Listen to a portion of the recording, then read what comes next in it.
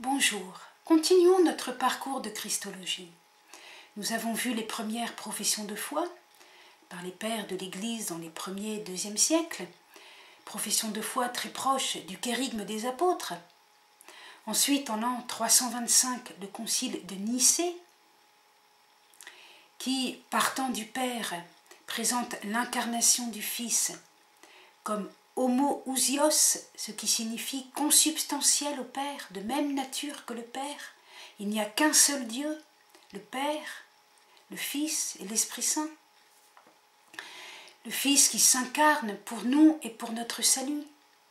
Ensuite, nous avons en l'an 381 le concile de Constantinople, qui reprend le concile de Nicée quasiment mot pour mot, et qui ajoute,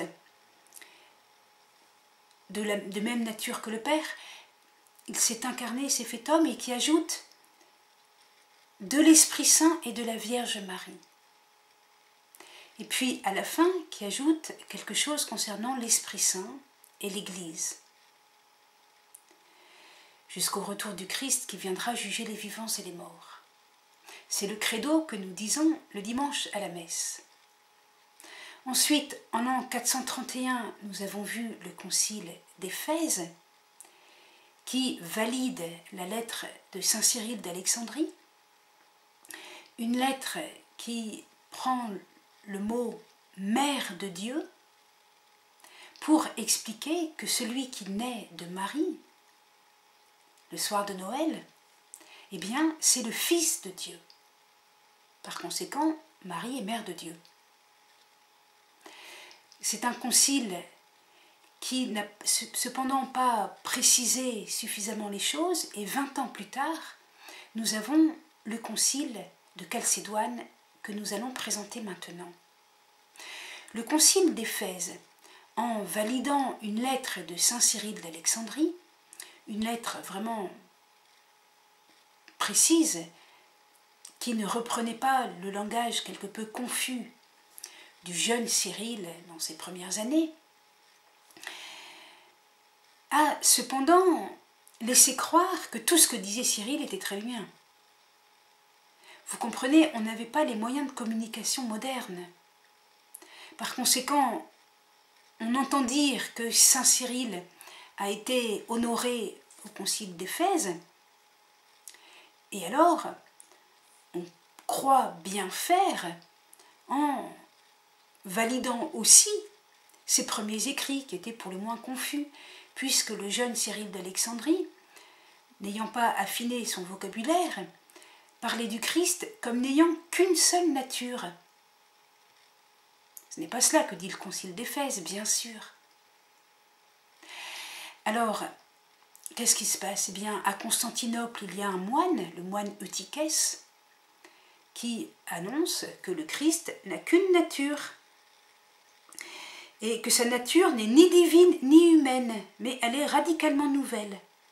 Autrement dit, la nature humaine est comme absorbée par la divinité, comme la goutte d'eau dans l'océan.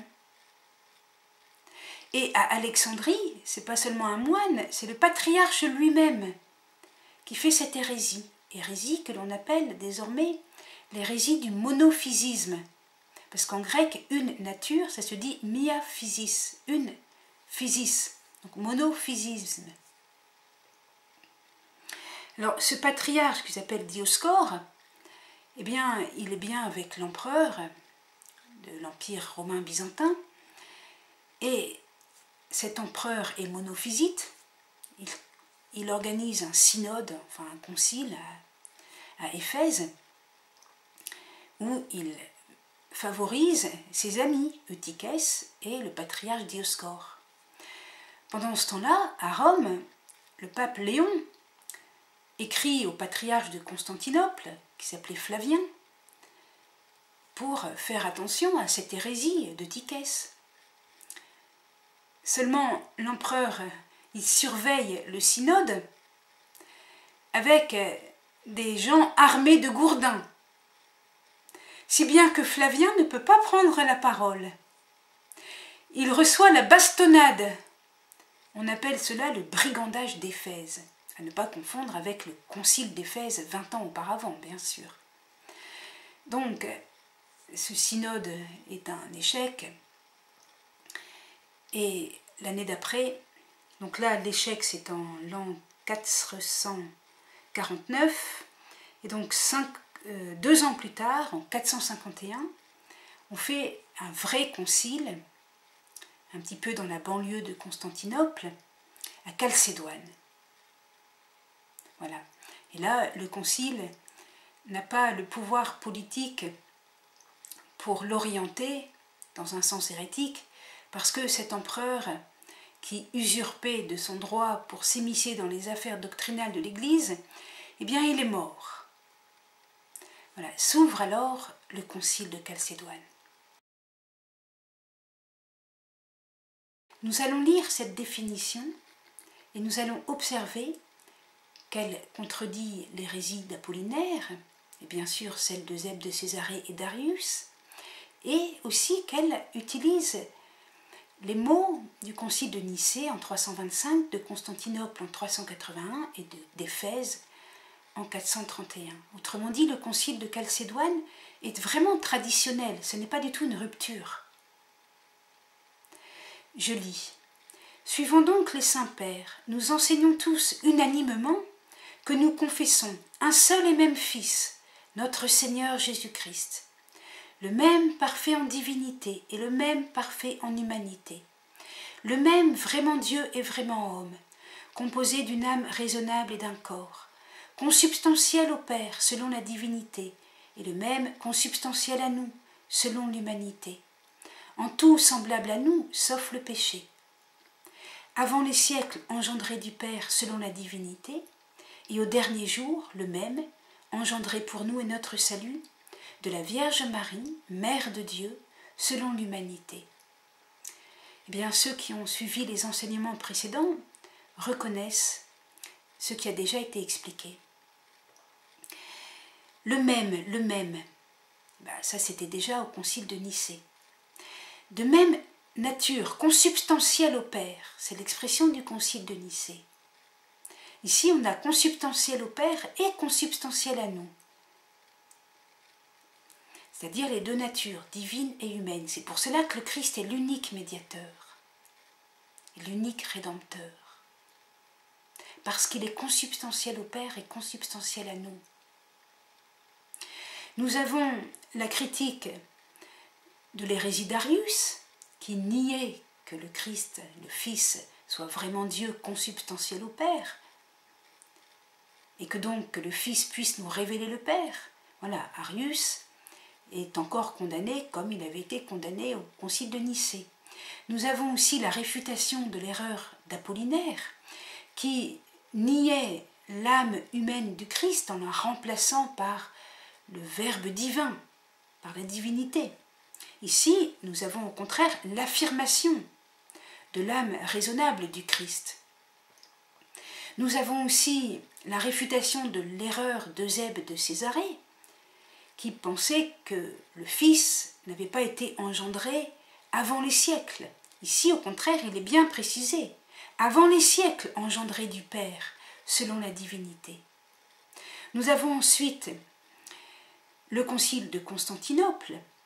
Il est engendré pour nous et notre salut de la Vierge Marie.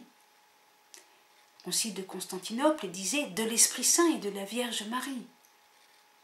Et enfin le concile d'Éphèse, Marie, Mère de Dieu selon l'humanité. C'est la lettre de saint Cyril d'Alexandrie, validée au concile d'Éphèse. Voici maintenant la deuxième partie du concile de Chalcédoine. Observez bien les 4 qualificatifs pour les deux natures, nature divine, nature humaine, qui sont unies, sans confusion, sans changement, sans division et sans séparation. Et vous observerez aussi qu'il y a un nouveau mot difficile, hypostase. Mais ce mot difficile, qui justement avait une définition très vague et contradictoire avant le concile d'Éphèse, va être placé à côté d'un autre mot, personne, une seule hypostase. Ainsi, par la phrase du concile de Chalcédoine, eh bien, le mot nature et le mot hypostase deviennent tout à fait clairs. Ils reçoivent, si vous voulez, leur définition de la phrase qui les utilise. Je lis.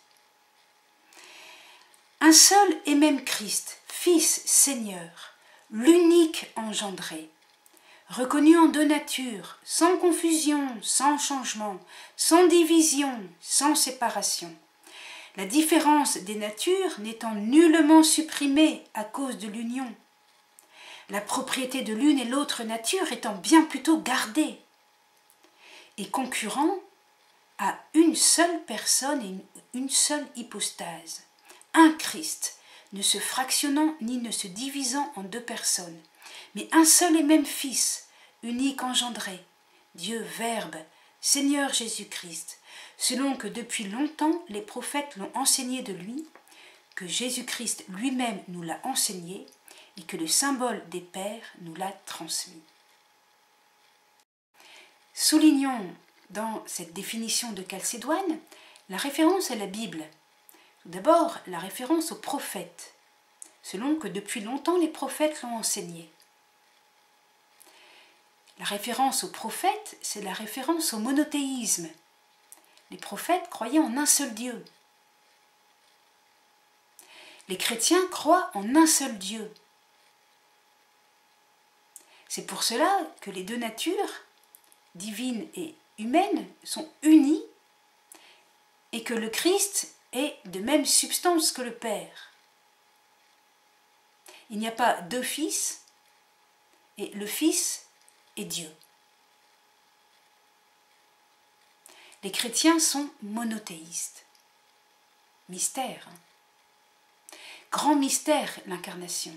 Le concile de Chalcédoine est quand même une définition très courte. Il écarte les erreurs, mais on ne peut pas expliquer complètement le mystère. On peut le concevoir. On ne peut pas le comprendre, l'enfermer dans notre intelligence. Le concile se réfère aussi à Jésus-Christ, selon que Jésus-Christ lui-même nous l'a enseigné. Là, écoutez, je ne peux pas prolonger cet enseignement trop, mais je voudrais vous rappeler quand même le parcours biblique. Le Christ nous a enseigné qu'il était vrai homme et vrai Dieu, Fils de l'homme, Fils de Dieu. Fils de Dieu, il fait des guérisons en Shabbat. Le jour du Shabbat, c'est le jour où Dieu achève et se repose. Dieu seul peut faire une guérison un jour de Shabbat, parce que c'est accomplir la création. Dieu seul peut nous dire d'aimer nos ennemis, parce que nos ennemis en tant que peuple de Dieu, ce sont les ennemis de Dieu. Et Dieu seul peut leur pardonner, les recréer, leur donner la grâce, pour que nous puissions les aimer. La parabole des vignerons homicides, évoquée aussi de façon très claire, quoique voilée dans le langage de la parabole, par respect pour la liberté des adversaires de Jésus, que Jésus était le Fils, etc. Autrement dit, vous ne pouvez pas comprendre et accepter le concile de Chalcédoine si vous n'acceptez pas tout d'abord le parcours biblique. Les pères du concile s'appuyaient sur les évangiles, s'appuyaient sur les prophètes. Ils étaient monothéistes. Comme les prophètes, ils croyaient en Jésus, vrai Dieu, vrai homme qui a souffert réellement, qui a pleuré chez Lazare, qui a souffert le soir de Gethsémani et durant toute sa douloureuse passion, qui a annoncé que le Fils de l'homme lui-même devrait être livré.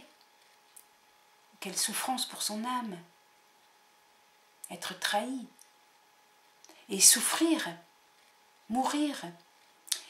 Vrai Dieu, vrai homme, ce n'est pas le concile de Chalcédoine qui l'a inventé, c'est l'Évangile. Alors, le concile de Chalcédoine nous dit sans confusion, sans changement, sans division, sans séparation. Voilà pour la nature humaine et divine. Ce qui est le plus facile à expliquer, c'est sans changement. Ça veut dire que Dieu n'a pas changé. Sur la croix, c'est bien le Fils de Dieu qui meurt.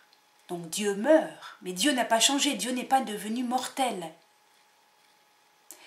Quand, dans le langage banal de l'Église, avec notamment l'habitude de parler de la communication des idiomes, on dit Dieu meurt, on veut dire que celui qui meurt sur la croix, c'est le Fils de Dieu. Mais on ne veut pas dire que la nature divine a changé et qu'elle devient passible et mortelle. Bien sûr que non.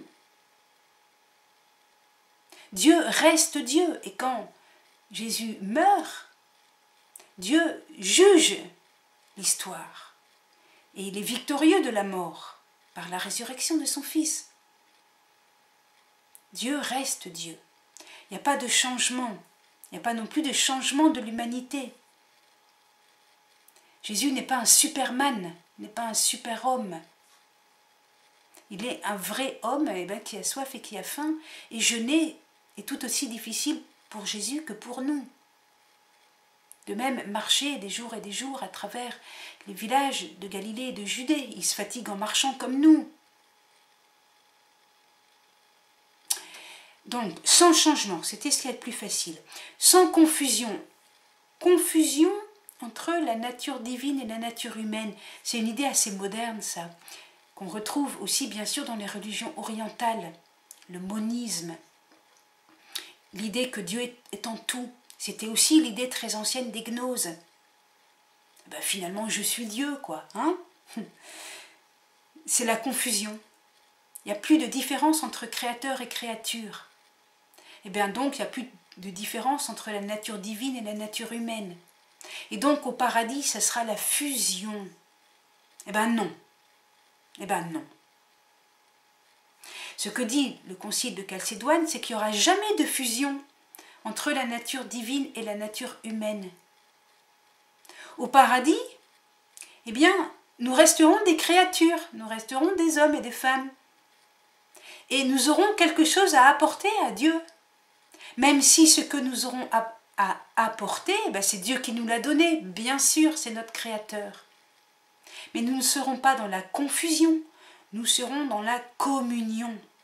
Ce ne sera pas fusionnel, ce sera communionnel. Et c'est tellement plus beau. Quand il y a fusion, il n'y a pas d'amour. On ne peut rien donner, on est tout dans la soupe.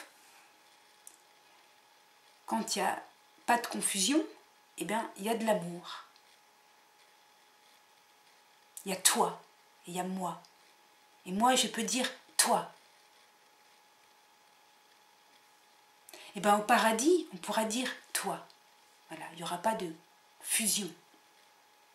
Donc voilà pour sans confusion. C'est la protection contre le monisme de la gnose et le monisme maintenant des religions orientales que nous connaissons aussi dans les pays chrétiens. Et en Inde et en Chine, il y a énormément de chrétiens maintenant, donc le dialogue avec les monismes est devenu très nécessaire. Et il faut avoir des idées très claires. Ensuite, sans division et sans séparation. Ça, c'était un petit peu la tentation de Théodore de Mopsueste et la tentation de Nestorius.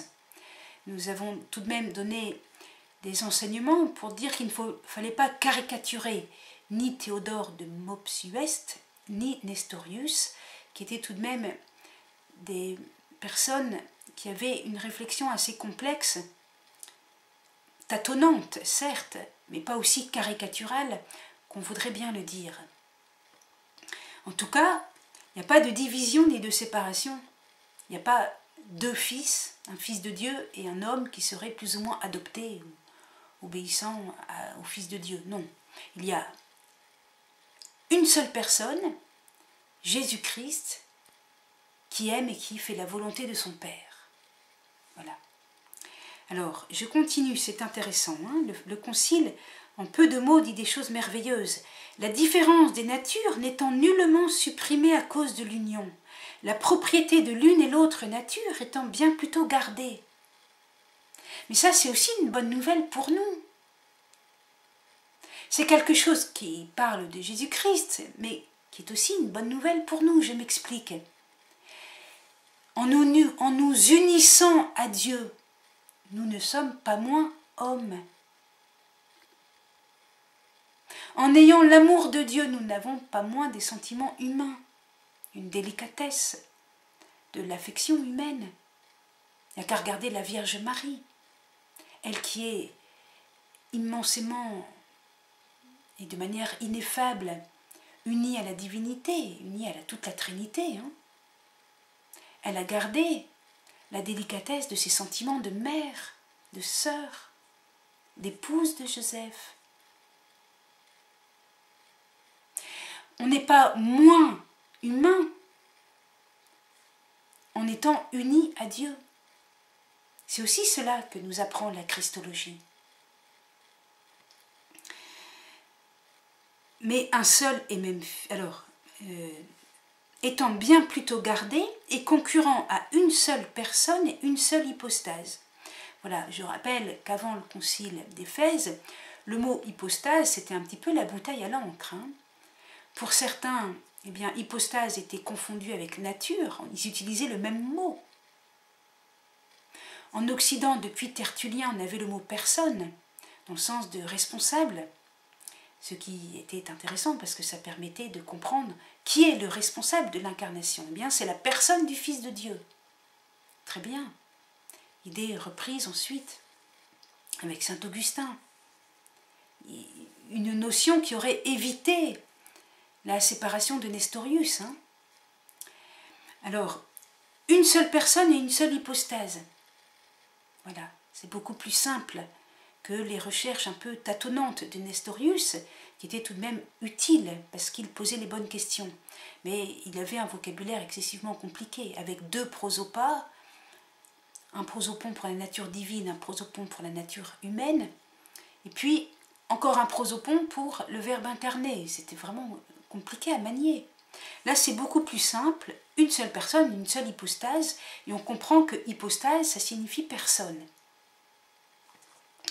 Un Christ ne se fractionnant ni ne se divisant en 2 personnes, donc on ne peut pas adhérer aux hérésies.